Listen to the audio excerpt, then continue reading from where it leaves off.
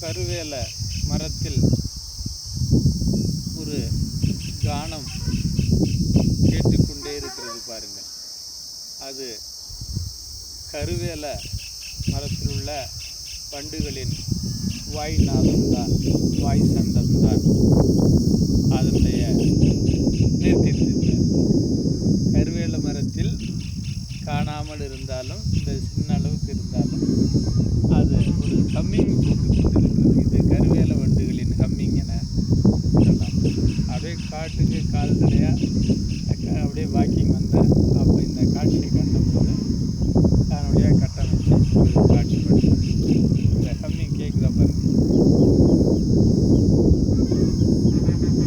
இந்த மாட்டு ஈர் பாருங்க, அது போல் இருக்கும். அதுதான் இந்த சத்தம் வரும்.